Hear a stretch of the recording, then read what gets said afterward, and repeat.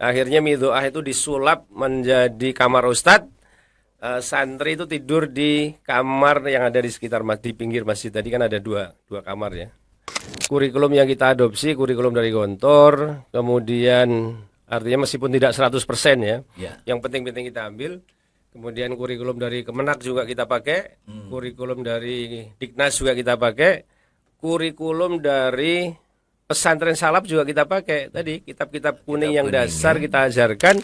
Dari Miftahul Jannah jadi Al-Ihsan itu bagaimana ceritanya itu?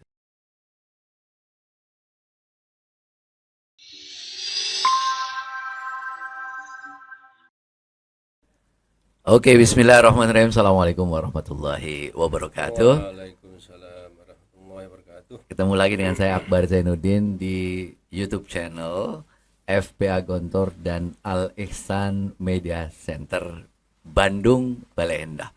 Ini senang sekali saya ini. Kita mau ngobrol hikayah pesantren. Seperti biasa saya keliling-keliling pesantren, seminar motivasi, dan tentu saja hikayah pesantren Al-Ihsan. Saya senang ini karena kita di studio. Waduh, studio podcast dari Al-Ihsan Media Center. Kita akan ngobrol dengan pimpinan pesantren Al-Ihsan Balai Endah Bandung, Profesor Dr. Kiai Al-Hajj Mahrus As-Saad MAG. Assalamualaikum Pak Kiai. Waalaikumsalam warahmatullahi wabarakatuh. Ya walhal Pak Kiai. Alhamdulillah khair. Alhamdulillah. Syukron ini saat undangan antum di luar biasa ini. Ya, hatur nuhun, terima kasih atas kehadirannya dan alhamdulillah hari ini bisa hadir di Al-Ihsan untuk yang kedua kali. Alhamdulillah Ustaz. Alhamdulillah, ini kami juga bersyukur. Alhamdulillah tadi sudah memberikan motivasi yang luar biasa kepada santri-santri Al-Ihsan. Syukron. Ramai banget Ustaz anak-anaknya ini. Nah-anaknya insya Allah kalau dibawa semangat Ustaz. Oh gitu ya? Oh ya, makanya saya kalau menyampaikan juga harus semangat. Oh iya ya. Tidak datar-datar gitu. Oh ngikut ya. Anak-anak tergantung kita sebetulnya sih. Oh. Alhamdulillah selama ini luar biasa. Ini mulai tahun berapa nih Ustaz Al-Ihsan ini Ustaz? Jadi Al-Ihsan ini tahun 89. Jadi 1989. Jadi ceritanya saya pulang dari Gontor itu 87, 86, 87. Kemudian Tamatnya antum tahun berapa? Tamat KMI. 82, KMI 82. KMI 82. Kemudian 87 keluar dari Gontor karena 5 tahun ya. BA sampai oke. BA. Sampai BA. Ya, dulu masih IPD ya? IPD, Institut Pendidikan Darussalam ya. Oke, fakultas apa dulu Ustaz? Fakultas Tarbiyah. Tarbiyah ya. Nanti ada yang unik saya ceritakan tentang tarbiyah ini, ada yang unik nanti. Jadi setelah pulang dari sana, kemudian keliling kurang lebih setengah tahun, ya ke rumah teman-teman, kawan-kawan, ke pesantren dan sebagainya. Tapi yang memotivasi khususnya diri saya itu ketika menjadi guru di Gontor, Pak Kiai almarhum Pak Kiai Zarkasi itu selalu sering menyampaikan dalam pertemuan guru, kemisan dan sebagainya itu, nanti kalau pulang jangan hanya mencari kerja, tapi ciptakan lapangan kerja. Ini yang terngiang betul di dalam diri saya, dalam telinga saya. Makanya ketika mau pulang 86, 87 itu berpikir apa kira-kira yang bisa saya lakukan untuk menciptakan lapangan kerja. Tapi akhirnya karena fashionnya selama ini memang senangnya di pendidikan, ya kayaknya harus lembaga pendidikan gitu ya. Makanya ketika saya pertama kali datang ke Bandung itu Al-Basariyah. Jadi ke Al-Basariyah. Mengabdi. Ya, mengabdi di sana, tapi sudah dari PD ya. Tapi mengabdi setelah BA. Oke. Kurang lebih setengah tahun di sana, akhirnya bertemu dengan Pak Kiai Muhammad, Pak Ujang ya, Pak sebutannya kan Pak Ujang, Pak Kiai Haji Muhammad HM. Kalau di Gontor dikenal Pak Uung. Pak Uung. Ustadz Sukri itu manggilnya Pak Uung lah gitu ya. Nah, akhirnya kami datang beberapa orang kepada beliau dan akhirnya tahun 89 itu kita disepakati untuk membuka lembaga pesantren. Sebelumnya beliau sudah mendirikan yayasan di Kota Bandung itu, di Jalan Dengki itu dengan beberapa kawan, tapi bukan alumni Gontor semua. Beliau sendirian. Memang cita-cita awalnya beliau ingin membuka pesantren, tapi belum terwujud. Yang ada SMP SMA maju saja waktu itu. Oh, belum pesantren tapi Belum. ya. SMP SMA 11 Maret waktu itu maju. Artinya muridnya banyak. Tapi untuk membuka pesantren kan belum tercapai. Akhirnya kami beberapa orang datang dan akhirnya tahun 89 itu dimulai membuka pesantren. Pertama kali namanya Miftahul Jannah. Bukan Alisan. Oh, di mana itu, Ustaz? Di Jalan Dengki di Kota Bandung. Di Kota Bandung. Di Kota Bandung. Jadi itu namanya Miftahul Jannah karena yayasannya di sana namanya yayasan yang sudah ada tadi namanya Jannatul Amal. Oh. Yayasan yang ada di sana tadi, yang SMP SMA tadi Jannatul Amal. Jadi tahun 89 buka pertama kali itu muridnya hanya 10 orang. Di sana itu. Di sana. Tapi memang punya sejarah tersendiri. Jadi saya dengan Pak Kiai Muhammad dengan beberapa kawan sebelum membuka itu datang ke Darun Najah. Oh, Ke ke Jakarta. Ke Jakarta. Ah. Jadi saya ke Ustadz Sofyan Manap, Pak Kiai ke Ustadz Arif, Arif Samsudin, apa namanya? Saifuddin Arif itu hampir satu angkatan lah gitu ya. Oke. Bahwa kita akan buka pesantren. Nanti gimana kalau yang dari sini nggak diterima dibawa ke sana? Oh silahkan katanya gitu ya. Akhirnya dapatlah sekitar 6 orang dari Darun Najah itu. Yang 4 dari Bandung. Jadi murid pertama itu 10 orang. 10 orang. 10 orang itu ada yang dari Riau, ada yang dari Lampung, ada dari Jakarta, Garut, Bandung dan sebagainya. Putra semua. Putra saat semua, itu ya? putra semua. Oke. Itu sejarah ya, awal berdirinya jadi tahun 89. Kemudian setelah 2 tahun di sana karena tidak mungkin dikembangkan lokasinya, alhamdulillah kita bisa pindah ke Bale Endah ini tahun 1991. Jadi boleh dibilang pendiri awalnya antum sama Ustadz Pak Kiai Muhammad almarhum, Muhammad, ya? Ya dengan ibu, dengan ibu ya? Ya dengan ibu, istri ya, istrinya beliau Pak. Ya, istri. Ibu Hajah Homiartati, kemudian dengan ya termasuk saya Ustadz Dede Rohanda almarhum. Ustadz Dede Rohanda almarhum juga. Itu yang dari awal itu. Oh, oke. Jadi alhamdulillah setelah 2 tahun di sana nggak mungkin dikembangkan, pindah ke sini. Jadi pindah ke sini, pindah ke lokasi ini Bale Endah itu sama sekali nggak ada apa-apa sih. Di sini? Iya, di sini hanya masjid saja dengan toilet. Toilet itu untuk tempat wudhu, midoah lah ya, midoah. Akhirnya midoah itu disulap menjadi kamar ustadz. Santri itu tidur di kamar yang ada di sekitar di pinggir masjid tadi kan ada dua kamar ya. Sekolahnya di teras masjid. 2 tahun berapa santrinya saat itu pas pindah? Pas pindah itu sekitar 50-an sampai 60. Oh, udah nambah ya? Ya sudah, karena udah tahun ketiga ya. Tahun kedua masuk tahun ketiga gitu ya. Jadi itu sejarah awalnya, alhamdulillah perjuangan yang luar biasa. Dengan mujahadah dan berkat doa semuanya, alhamdulillah sampai sekarang wujudnya seperti ini. Saat ini alhamdulillah sudah di Bale Endah namanya Yayasan Bale Endah, Yayasan Miftahul Jannah Bale Endah. Namanya di sini Yayasan Miftahul Jannah Bale Endah. Alhamdulillah sampai saat ini sudah membuka lembaga pendidikan dari paling dasar sampai tinggi. Ada Kober, ada TK, ada SDIT, ada KMI yang Sanawiyah Aliyah ini. Ya. Kemudian ada Sekolah Tinggi Ilmu Tarbiyah STIT itu dapat izin resmi tahun 2017 kemarin. Tanah awal itu dari mana Ustaz ini yang di sini? Tanah awal itu wakaf dari Pak Kiai Muhammad. Jadi tanah wakaf, okay. tanah. Berapa luas dulu Ustaz? Oh, itu kira-kira berapa meter itu ya? Di sini kurang tahu persis, lupa ya itu. Iya. Tapi mungkin Ada 1-2 hektar gitu? Apa enggak? enggak ada. Oh, enggak ada Ini ya. tanah yang dipakai sekarang itu hanya 1,5 hektar. Oh, yang sekarang itu Semuanya hanya 1,5 hektar. Oh, Ya, jadi seluruhnya ini 1,5 hektar. Dan ini sejarahnya juga panjang sih. Jadi ini asalnya tanah Pemda, kemudian diruislah. Jadi asalnya diganti. tanah Pemda, diruislah. Alhamdulillah sekarang sudah proses terakhir lah, sudah ruislahnya sudah akan beres, sudah proses terakhir.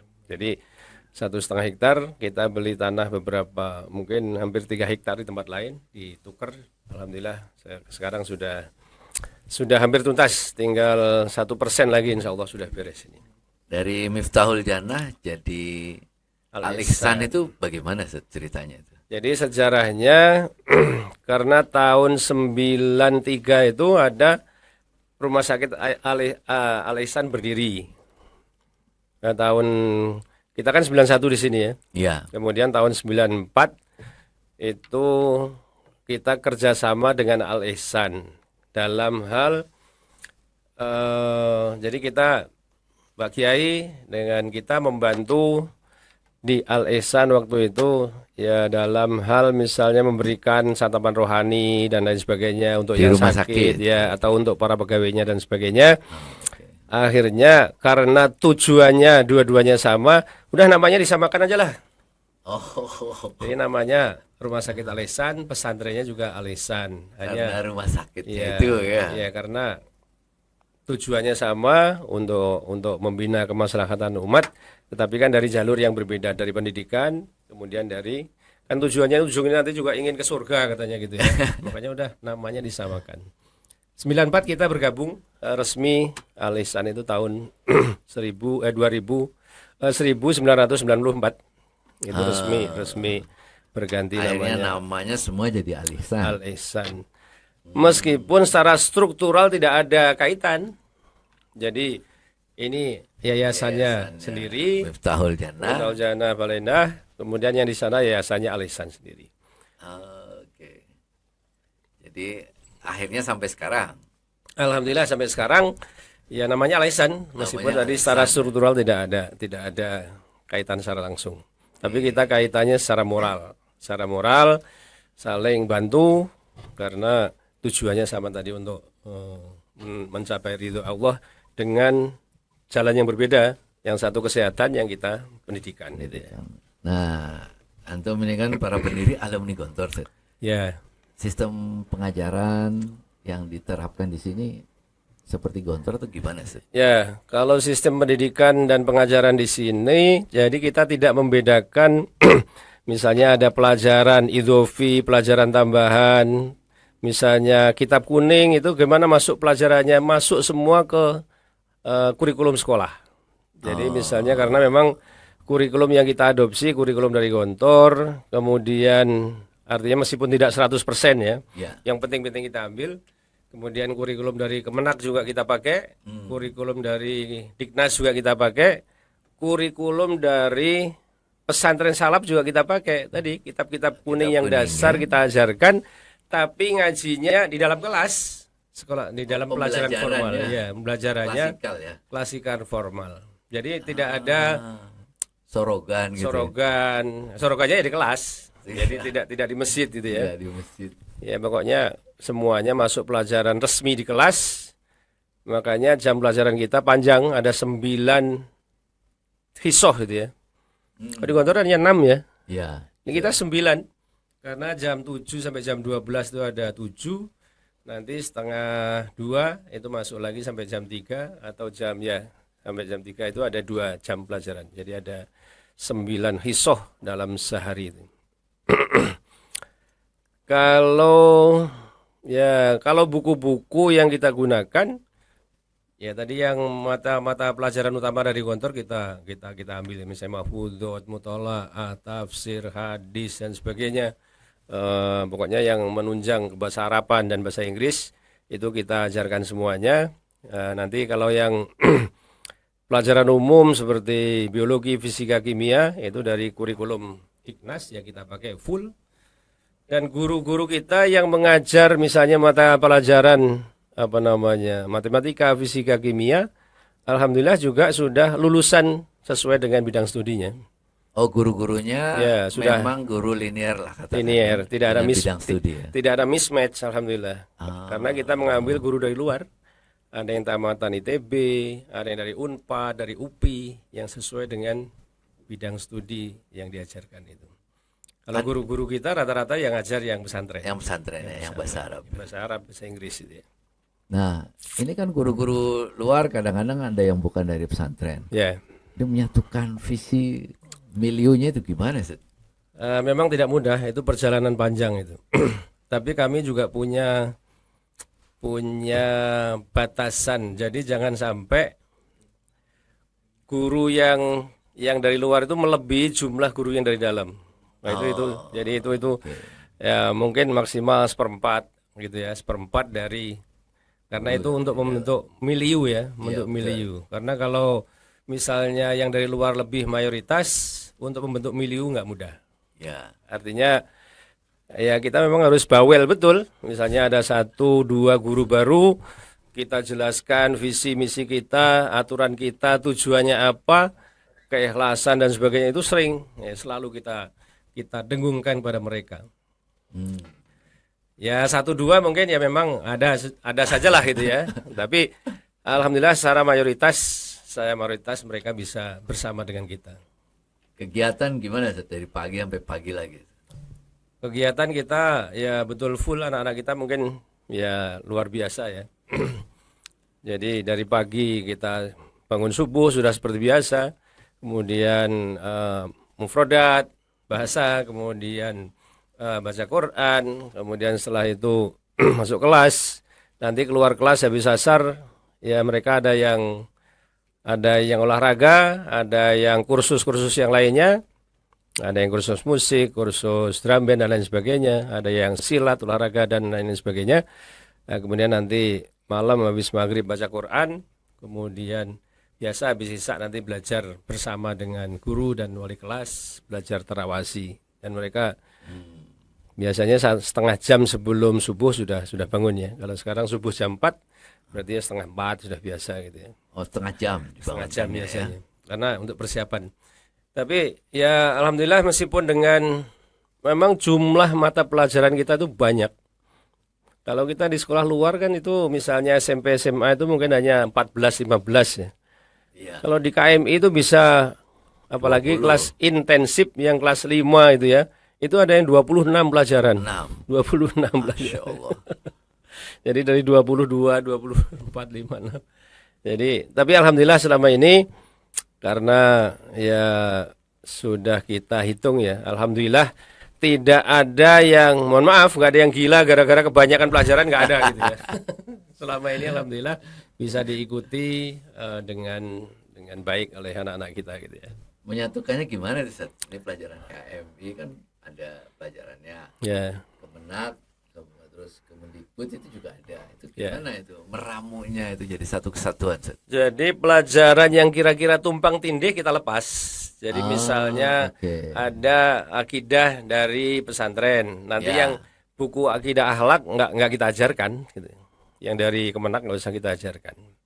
Misalnya ada tafsir hadis atau Quran hadis. Kita sudah ada pelajaran Quran, ada pelajaran hadis. Ya sudah, satu saja diambil. Kalau yang dari pesantren nggak kita ajarkan, ada di sana kita ajarkan gitu ya.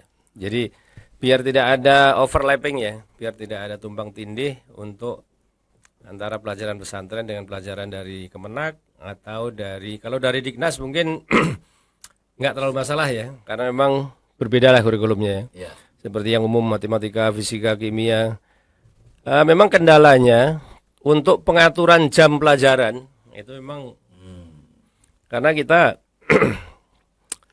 pelajaran-pelajaran yang khusus itu kan seperti matematika itu kadang-kadang jamnya kan banyak. Ya.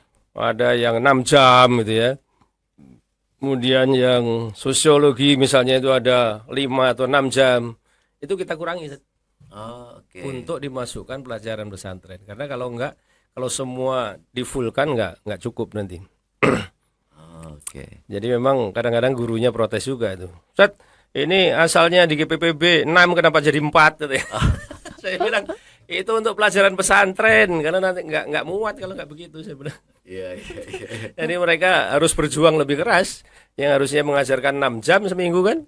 Mereka hanya dapat, bahkan ada yang dapat 3 misalnya ya dari 6 itu. Itu mereka harus berjuang lebih keras guru-gurunya. Pengalaman selama ini, Set, dari Alexan itu yang paling menonjol kegiatan apa, Set? Ya untuk di Alisan ini memang kita nggak mudah ya. Jadi membentuk milieu seperti di Gontor itu nggak mudah. Hmm. Misalnya milieu berbahasa Bahasa gitu gimana, ya, Set? itu nggak mudah. Kita terus, kita push, kita dorong terus, tapi untuk mencapai hasil yang maksimal seperti yang kita inginkan belum tercapai.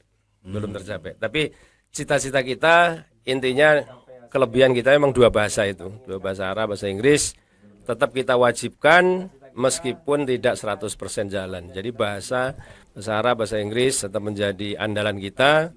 Kemudian mahkamah bahasa juga berjalan dan bahasa juga berjalan meskipun belum 100% gitu ya. Jadi memang tadi saya katakan membentuk milieu seperti Gontor itu luar biasa, nggak mudah. Tidak mudah untuk membentuk milieu orang berbahasa, apalagi ada guru-guru yang di luar kan. Iya, betul.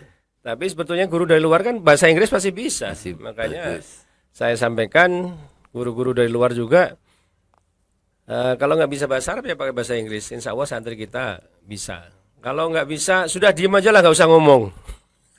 Itu beda dengan yang tadi Kang Ustadz katakan saya harus banyak bicara. Ya.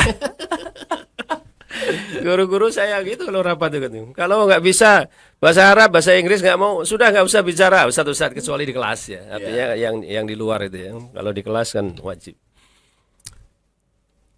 Itu tentang ini ya. Memang tidak semudah kalau semuanya satu visi, satu misi, satu alma mater gitu ya. Misalnya seluruhnya dari alumni Gontor gitu ya. Itu akan lebih mudah. Ya pasti itu lebih mudah. Meskipun plus minusnya ada juga ya, Ya. tapi itu pasti lebih mudah. Karena kalau yang dari luar kan, itu yang harus sering kita sampaikan. Misi kita apa? Misi kita mengajar itu apa? Yang dari Pak Kiai almarhum, yang sering saya sampaikan. Kalau Bapak Ibu mengajar di sini hanya mencari materi nggak akan dapat. Jadi nggak akan dapat karena sangat tidak sebanding dengan apa yang Bapak Ibu sampaikan. Jadi tujuannya harus ikhlas lillahi ta'ala karena Allah Subhanahu wa taala. Nanti pahalanya insya Allah di akhirat itu. Itu saja yang harus selalu itu ditekankan, selalu setiap hampir rapat disampaikan. Apalagi ada guru baru itu pasti disampaikan. Karena jangan sampai salah persepsi. Kalau tujuannya ke sini mencari harta, mencari honor, pasti nggak akan dapat.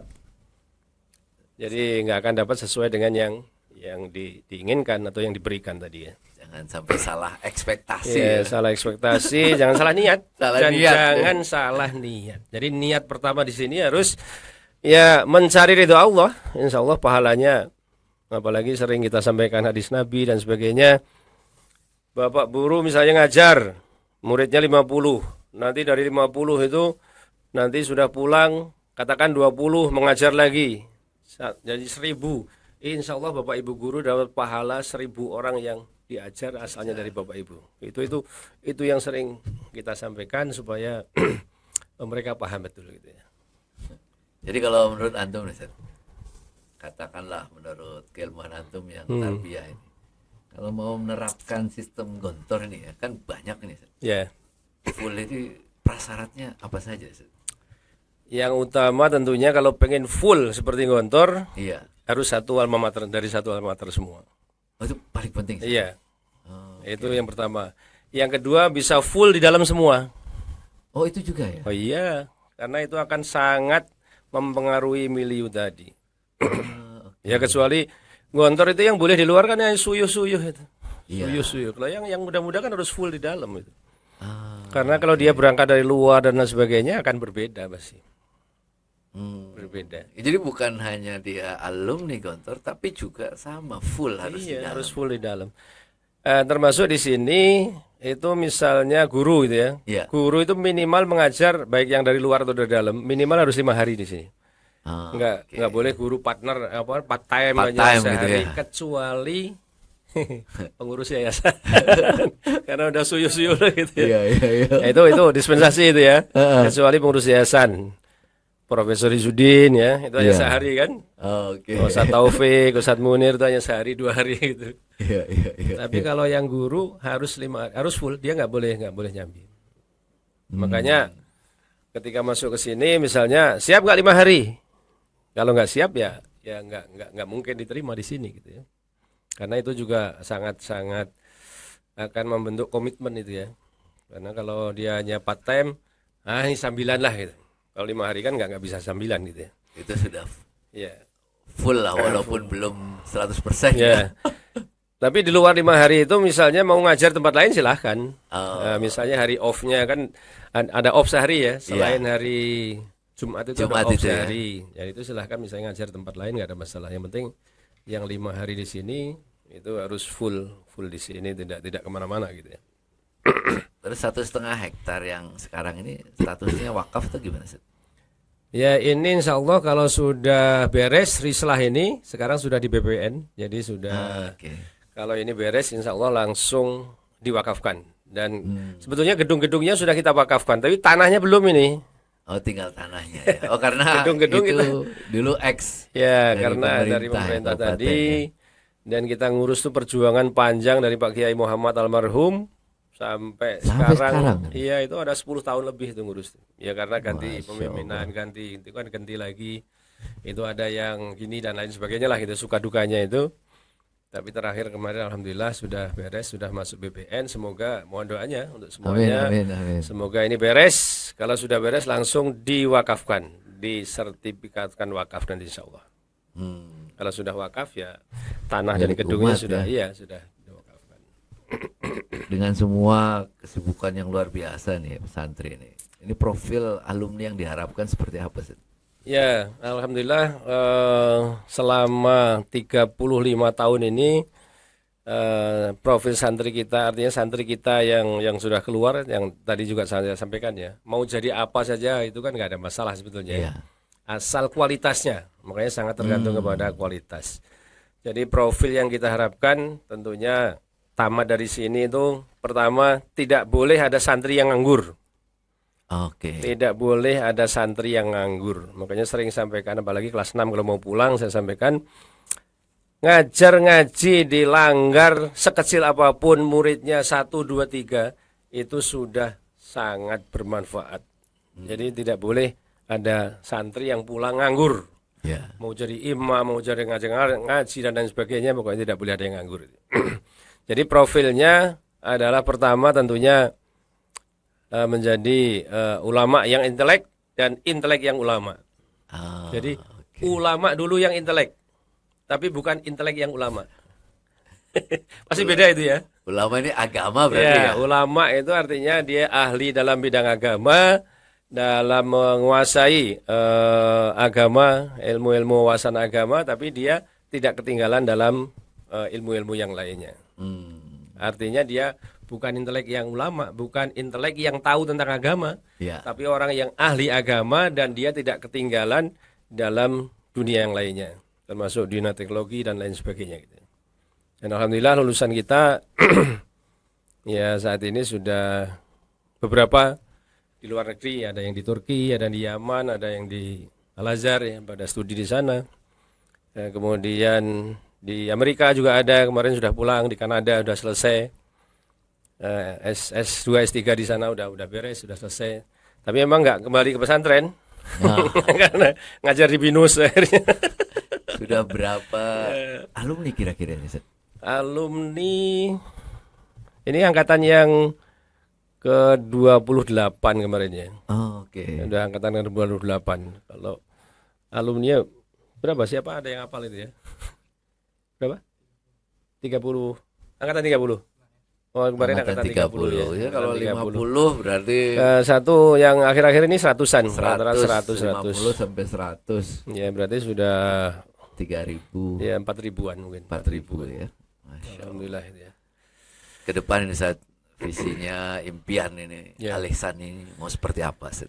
Ya, impiannya pertama Al-Ihsan terus berkembang, pertama memang menguatkan arisan 1 ini, ke depan pengen ada arisan 2, arisan 3 dan seterusnya. Oke. Meskipun kami sudah nggak ada gitu ya, meskipun Ya, kami nanti sudah nggak ada, tapi kalau arisan tapi memang yang ke-1 harus dikuatkan dulu. Kalau sudah kuat, ya mungkin masa 30 tahun itu memang ya tidak masa yang sebentar, tapi untuk lembaga pendidikan kan masih jauh juga. Al-Azhar itu kan 1000 tahun lebih ya, artinya Iya, betul. Gontor aja sekarang 100 tahun ya. 100 tahun. Ya artinya kita menguatkan yang ada di sini dulu, dari dasar sampai perguruan tinggi, karena perguruan tinggi kita juga perlu terus ditingkatkan. Nanti sambil memikirkan alisan 2, alisan 3 dan sebagainya.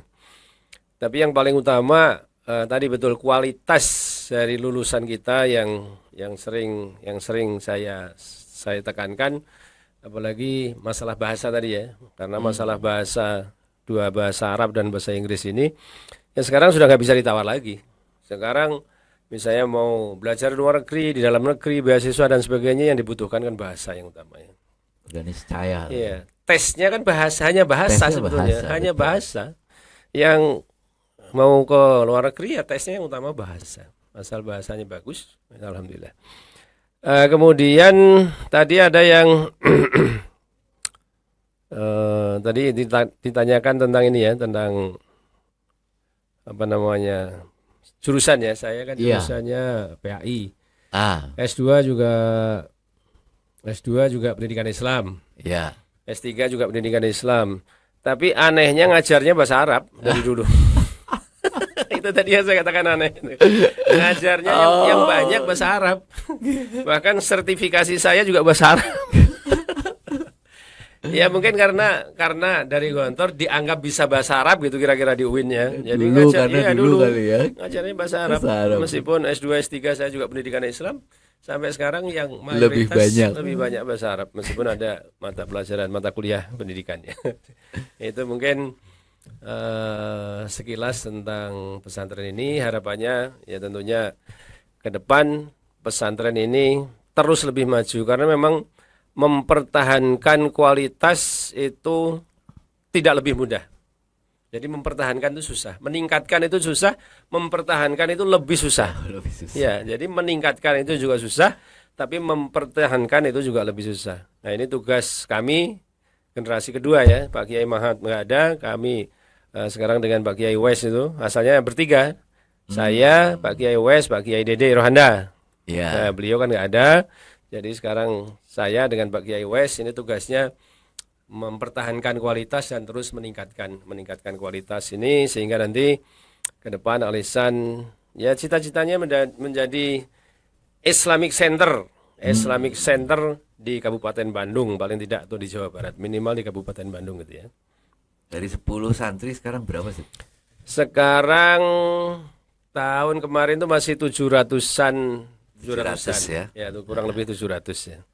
Karena memang ada penurunan, ada tadi saya katakan tadi ada apa namanya? Media sosial ini memang ya ada plus minusnya ya. Beberapa hal lah ya. Kalau enggak ini minusnya juga ada tentang untuk pendidikan pesantren juga.